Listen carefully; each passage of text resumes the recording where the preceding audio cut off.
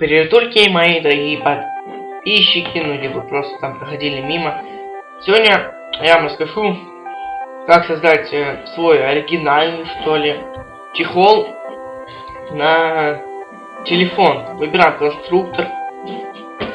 Я обнулю все. Lenovo. Выбираем здесь все.